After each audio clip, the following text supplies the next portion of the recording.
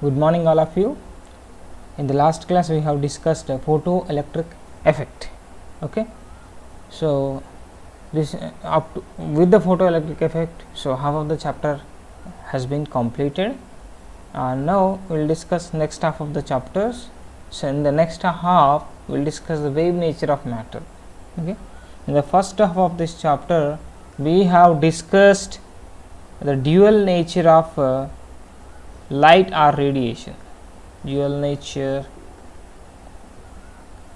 of light or radiation. Okay, so what are the two natures of light? One is wave nature,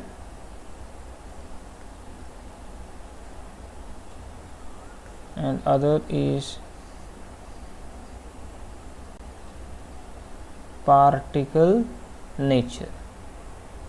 Okay, so wave nature of light was given by the experiments interference, diffraction, and polarization. Okay, so these phenomena were explained on the basis of wave nature of light. Okay, so we cannot explain this interference, diffraction, and polarization with particle nature. Okay, and we have discussed photoelectric effect. What happens in the photoelectric effect? When light incident on a metal surface, electrons are emitted from it. Okay, so where in that interaction of light with the metal, so eject electrons in that process, so light behaves like a particle. Okay, so wave nature and particle nature of same light was provided by photoelectric effect. Photoelectric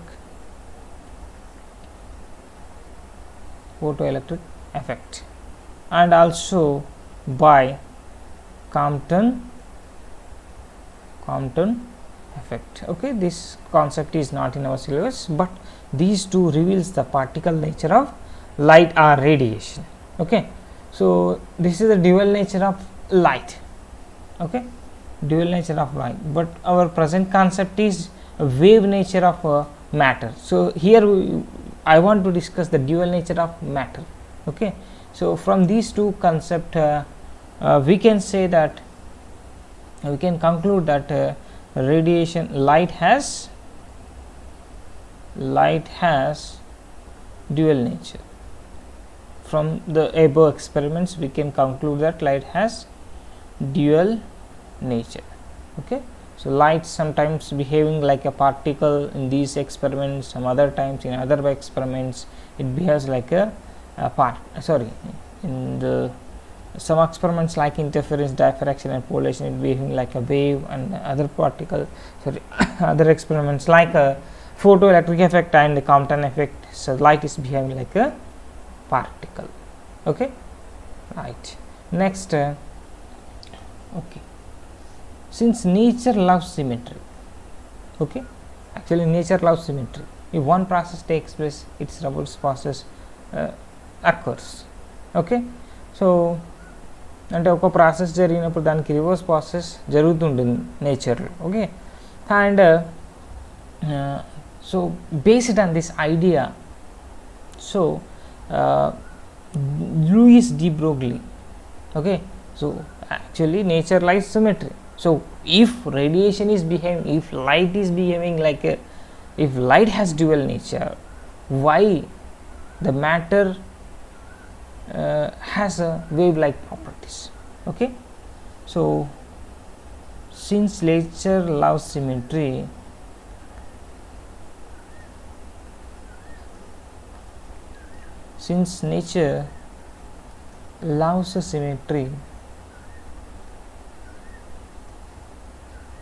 naturally one question arises to us.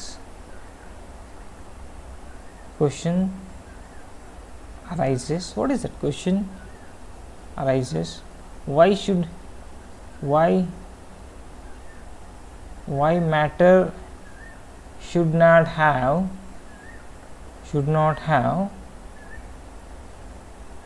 wave like properties. Okay, so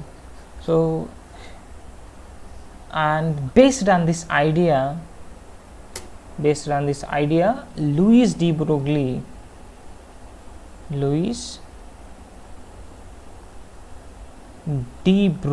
the scientist Louis de Broglie in 1924 proposed his hypothesis,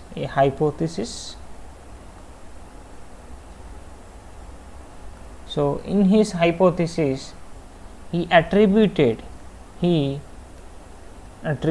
he given wave like properties to matter. Okay, now we will discuss what is that hypothesis. Okay, so next we will discuss de Broglie's. What is the de Broglie hypothesis? Okay, what he made some assumptions in the in that hypothesis. Later it was experimentally verified. Okay, first we will discuss the de Broglie's hypothesis. De Broglie's hypothesis.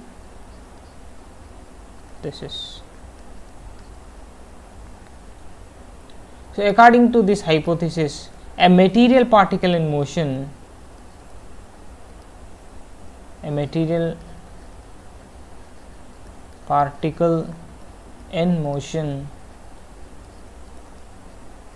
is associated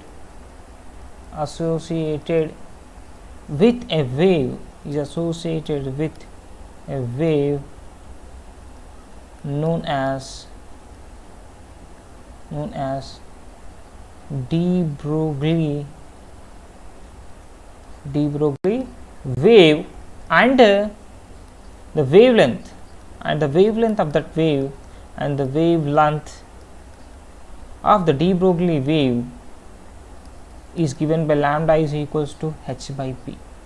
Okay, so any particle in motion, a particle, for example a bus, a car, a marker, so when it is moving with some speed, any object which is electron, proton, any object which is in motion is associated with a wave. For example, a bullet is fired from the gun, so this is a bullet, so of mass m is moving with some velocity, so it has some momentum. So p is the momentum of the bullet when it is moving with the momentum p. Okay, so it is also associated with a wave. This is called de Broglie wave.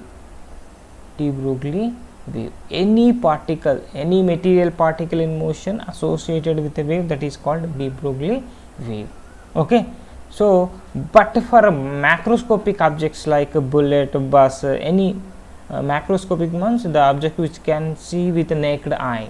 Okay, so macroscopic objects, so de Broglie wavelength is very small compared to the size of those objects. So that is why for macroscopic object, particle nature is predominated than the wave nature. So we will discuss that topic with one example problem. So after writing the expressions of de Broglie wavelength. Okay, so once again I am repeating here. So a material particle in motion associated with a wave, that is called de Broglie wave, and the wavelength of according to de Broglie, the wavelength of that and the wave is called associated with a wave, that is called a matter wave. So this wave is associated with a wave particle or matter, so this is known as matter wave, and the wavelength of the matter wave is given by lambda is equals to h by p, where h is the Planck's constant. Okay, where h Planck's constant and its value is given by 6.67 into 10 power of minus 34 joule second. Okay, so and the momentum, so p is a momentum of the material body, momentum, so right,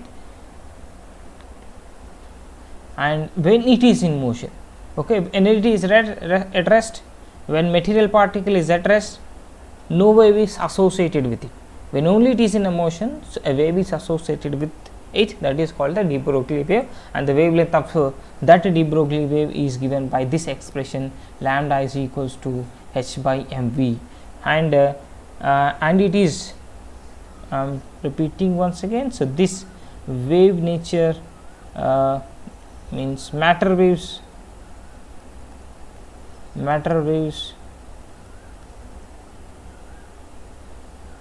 associated with the macroscopic objects are negligible.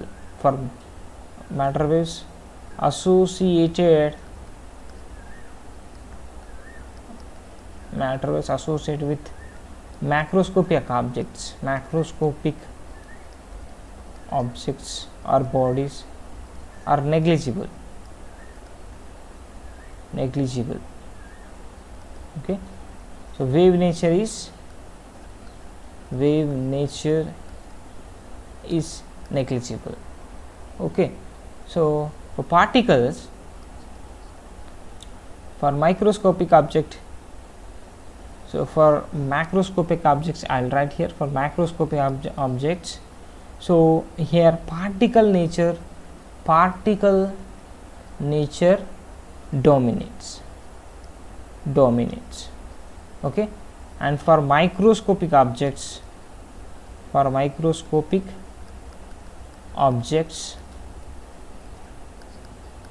wave nature predominates. Okay, so when you calculate the de Broglie wavelength of this microscopic object, de Broglie wavelength is comparable, greater than or equals to what the size of the particle. For a microscopic object, the de Broglie wavelength is very small, very much lesser than very much lesser than the size of the object. So the wavelength associated with the macroscopic object is very small, so we cannot consider the wave nature, we have to consider the particle. For microscopic objects like electrons, protons, neutrons, okay, so their size is very small and their wavelength is very large. So it is a matter of microscopic objects. Matter waves is a concept of microscopic bodies only. Okay, right. So next we'll write some expressions for de Broglie wavelength of material particle. First, when let a body of mass m moving with velocity v, okay, then its momentum will be p equals to mv, and the corresponding de Broglie wavelength is given by lambda is equals to h by p, that is equals to h by mv. Okay, if you know the momentum directly, you can substitute h by p. If you know the mass and the velocity, you can also find the momentum and you will get the de Broglie wavelength. This is the first case. And the second one, I want to rewrite this expression as no problem, you can write the second also. Okay, second expression is there is a relation between kinetic energy and momentum. Okay, what is kinetic energy? Kinetic energy is equals to half m v square. I want to rewrite this expression as 1 by 2 m and m square v square. I am multiplying and dividing with m, so what do you get? P square by 2m. Okay, so that is equals to p square is equals to 2m ke. So that implies p is equals to under root of 2m ke. If you know the kinetic energy of a material body, so you can easily substitute the value of the momentum here. So the another expression for wavelength is given by lambda is equals to h by under root of 2m ke. Okay, this is another expression. So this is the first expression, equation number 1. Important expressions. Number 2, equation number 2. In most of the examination you will see these relations. Okay, and third one, so if a charge q is accelerated, through a potential difference v, this is potential difference v, so then the kinetic energy of that charge is given by q into v. Okay, therefore lambda is equals to h by under root of 2m qv. Okay, where q is the charge, m is the mass of the particle, and v is the potential difference. Okay, where already I wrote what is v. V is a potential difference or voltage applied, difference or voltage applied to electron. Okay, these are the three different expressions. Okay, and next one more, we have one more expression. When a gas molecule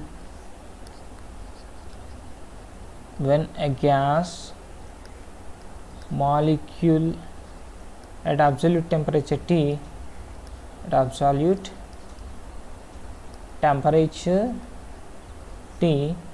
then the kinetic energy of that, according to Maxwell's kinetic theory, the kinetic energy associated with it is given by, according to kinetic theory of gases, so the kinetic energy of a gas molecule which is at a temperature T is given by 3 by 2 kT. So where K is a Boltzmann constant, K Boltzmann's constant, and T is a temperature. If you substitute the kinetic energy value in the equation number 2, so what do you get? And this is number 3, equation number 3. Okay, so and what do you get? And lambda is equals to h by under root of 2m k, ke nothing but 3 by 2 kT, that is equals to h by under root of 3m kT. We have 4 expressions for de Broglie wavelength. So based on the values, you can take any one of the expression. So one is lambda equals to h by p, and other is lambda is equals to h by mv. If you know the kinetic energy, you can take h by under root of 2m ke, and if you know the voltage or potential difference applied, so you can use lambda equals to h by under root of 2m qv. So if you know if the gas is at an absolute temperature T, so then the de Broglie wavelength of the associated with the gas molecule is given by h by under root of 3m kT. Okay, and next I want to find what is a de Broglie wavelength associated with an electron. Okay, so first one, next expression, next topic, de Broglie wavelength of electron. Okay, so accelerated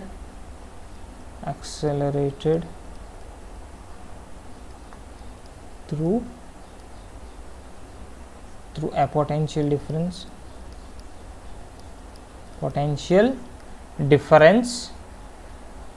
v, accelerated through a potential difference v. Okay, right. So and what and you know that what is the charge of an electron? Q is equals to, we know that de Broglie wavelength of a charge particle which is accelerated to a potential difference V is given by 2mqV. Okay, so where Q is equals to, charge of electron. This is a charge of electron, magnitude of charge of electron, magnitude of charge of electron. Okay, and V is a potential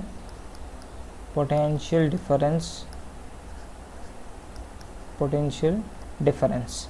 The next one, and now substitute all the values, all the known values. What do you get? H is a 6.6. I wrote wrong here, some expression. Okay, 6.626, 6.63, simply 6.63. Planck's constant is 6.63. So 6.63 into 10 power of minus 34 by 2. A mass of electron is, where mass of electron equals to 9.1 into 10 power of minus 31 kg. So here 9.1 into 10 power of minus 31 kg into charge of Q, nothing but charge of electron, 1.6 into 10 power of minus 19 coulombs into V. So after simplifying this expression, we get 12.27 into 10 power of minus 10, so divided by under root of V. Okay, so what do you get? You can write here 12.27, 10 power of minus 10 meters actually. So 10 power of minus 10 meters equals to 1 angstrom.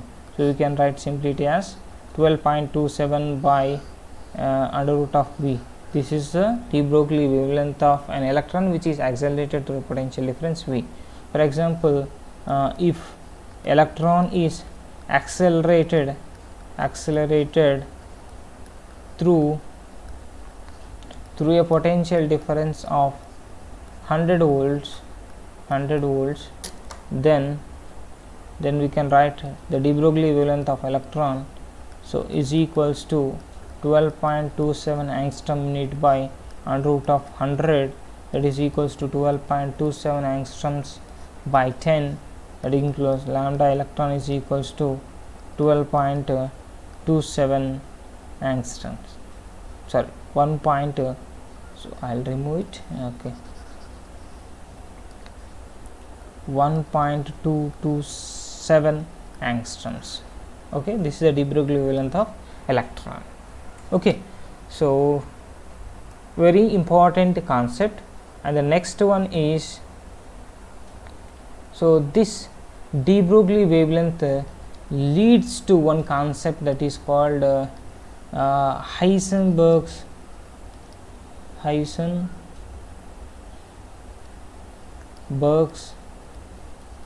uncertainty principle. Okay, the wave nature of matter,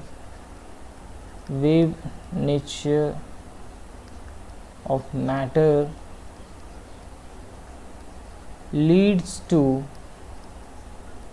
uncertainty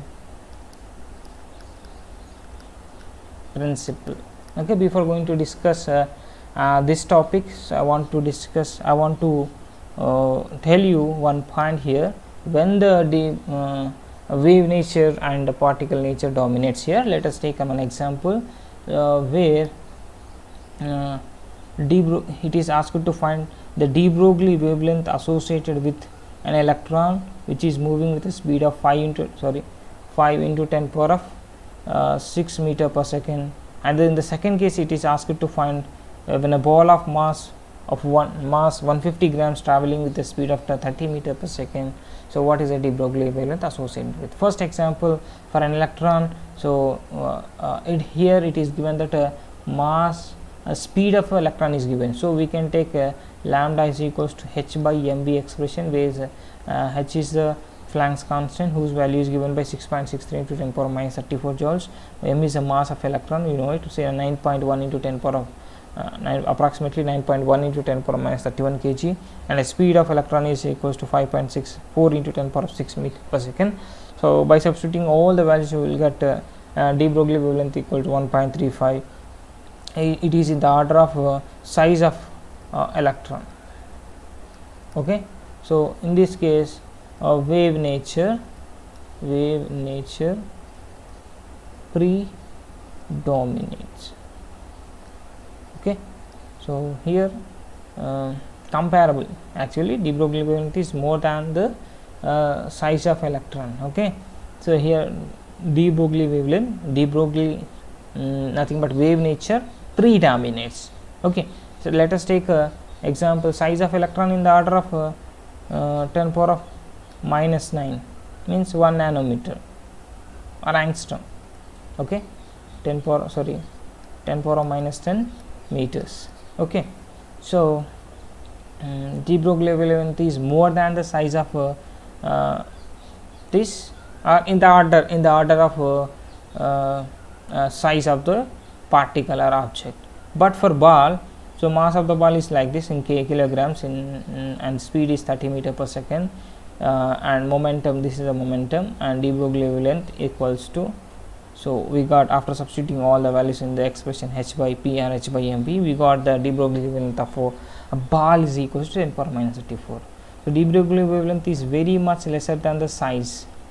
Okay, what is the size? It is about 10 centimeter. Okay, in size, round size, about maximum it is less than 10 centimeters, so maximum, let us suppose it has 10 centimeter diameter. Okay, so here de Broglie wavelength in the order of 10 power minus 34, it is in the order of 10 power of in meters, it is about 0.1 meters. So it is very much lesser than the size of the object. So here wave nature is neglected, so we have to consider only particle nature, but in the above case we can consider the wave nature, then okay, wave nature only. Okay, so why? Because so its de Broglie wavelength is comparable with the size of the body. Okay, and next I am going to next topic, Heisenberg uncertainty principle. So this wave nature of matter leads to one principle that is called Heisenberg's uncertainty principle, and which was proposed by Heisenberg. So it is known as Heisenberg's uncertainty principle. According to Heisenberg's uncertainty principle, according to, simply I will write Heisenberg uncertainty principle. So it is impossible to measure, it is impossible to measure both, impossible to measure both position and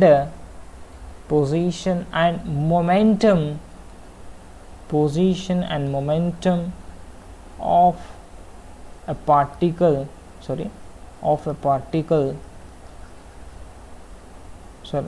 simply I will take particle as electron, of position and momentum of electron at the same time.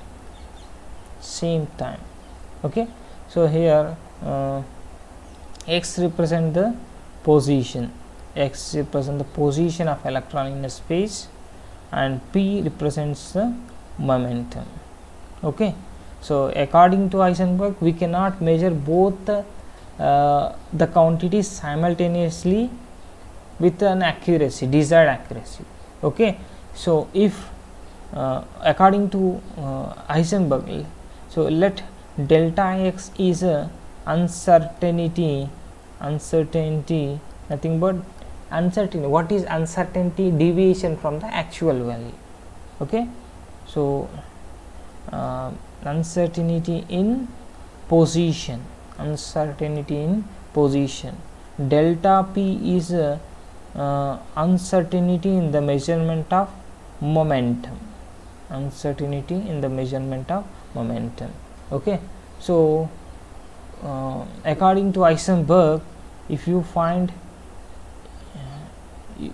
both cannot be measured with a desired accuracy, if you fix momentum, okay, if you are able to find momentum with a desired accuracy, so you will get some uncertainty in the position cannot be determined accurately without uncertainty. Okay, if you are able to measure momentum with accurately, you will get some uncertainty, we get uncertainty in momentum, sorry, in position. Okay, if you are able to measure the position accurately, we get uncertainty in momentum. Okay, so but both the quantities cannot be measured accurately at the same time, and according to Heisenberg, the product of uncertainties delta x and delta p are the uncertainties. Okay, so in the position and momentum. Okay, so then according to Heisenberg, the product of uncertainties in the order of h cross, nothing but h by 2 pi. Okay, for example, if the uncertainty in the momentum is 0, ante you are measuring p accurately, there is no uncertainty accurately, there is no uncertainty, sorry, I'll write neatly, so accurately. Okay, so there is no uncertainty in the momentum, but so if you take this expression, what do you get? Delta x is equals to h cross by delta p, so we will get h cross by 0, that is equals to infinity. Okay, so means the momentum is definite. Okay, definite. If you have a definite momentum, if you are measuring momentum accurately, you will get some uncertainty in definite position, you will get some uncertainty in the position. Okay, so similarly, if delta x is equals to 0, means what it means here, when the momentum is fixed, position indeterminate. Okay, so means it cannot be localized. Okay, you cannot find the location of the particle. If the momentum is fixed, position cannot be fixed. You can't find where the particle is located. When electron is propagating, for example, when electron is moving, when electron is propagating in the space, okay, if you are able to find momentum accurately, so you cannot, if the momentum is fixed, okay, but you fail to, we cannot find the position accurately. Okay, why? Because so when electron is moving, it is associated with the wave. We cannot say where the particle is located, within the wave. Okay, why? Because when it has a wave nature, so wave is nothing but spreading of disturbance when momentum is fixed, but location cannot be fixed. We can't say where the particle is located within the wave. That is why when delta p is 0, delta x become indeterminate. So when delta x tends to 0, if you locate the position of the particle, so its momentum can be indefinite. So delta p tends to infinity. So because it has a wave nature, so we cannot say its momentum accurately. We will get some uncertainty in the momentum. And according to Heisenberg, the product of uncertainties in the measurements of position and momentum is given by delta x is equals to h by 2 pi. So what it means, we cannot measure these properties with an accuracy less than h by 2 pi. It is impossible to measure both position and momentum of any particle like electron with an accuracy less than h by 2 pi. At least you will get a h by 2 pi uncertainty. Okay, so wrong value in the measurement, at least you will get h by 2 pi uncertainties. Okay, so we cannot measure less than this uncertainty. Okay, and this is about the Heisenberg uncertainty principle. Okay, right. I'll stop now. The next class we will discuss the experimental verification of wave nature associated with the particle like electron. Okay, thank you.